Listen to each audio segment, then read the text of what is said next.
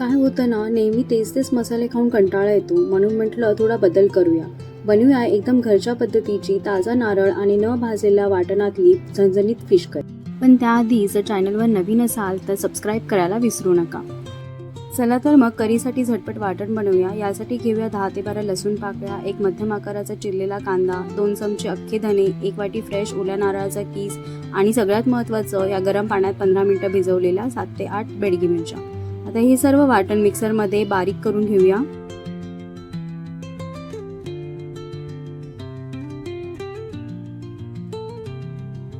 आणि हा बघा आपला फ्रेश मसाला तयार आहे. आता एका कढाईमध्ये लसूण, कढीपत्ता आणि थोडासा कांदा टाकून परतवून घेऊया.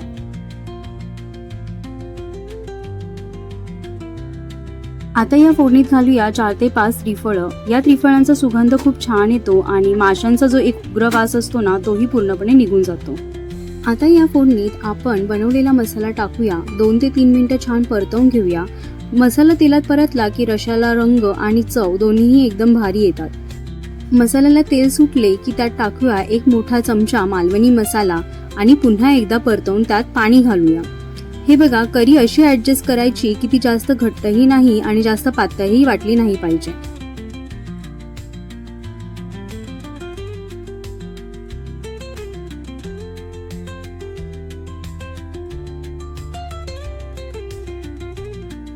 आता यामध्ये घालूया 3 ते 4 कोकम आणि 1 चमचा मीठ आणि 1 उकळी काढून घेऊया.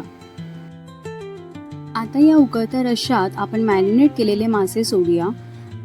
मी हे मासे हळद, मीठ आणि कोकम आगळ लावून आधीच मॅरिनेट करून ठेवले होते, म्हणजे मासे रश्श्यात एकदम चविष्ट लागतात. मासे खूप लवकर शिजतात म्हणून फक्त 5 ते 7 मिनिटं मध्यम आचेवर शिजवून घ्यायचे. आणि हे बघा, आपली मालवणी फिश करी एकदम तयार आहे. तो रंग आणि सुगंध अगदी हॉटेलसारखी ही करी दिसते. ही करी तुम्ही गरम भात किंवा भाकरीसोबत एन्जॉय करू शकता. नक्की ट्राय करा. आणि रेसिपी कशी वाटली हे कमेंटमध्ये सांगायला विसरू नका. आवडली असेल तर लाईक करा आणि सबस्क्राईब करायला विसरू नका. चला मग भेटूया पुढच्या व्हिडिओमध्ये.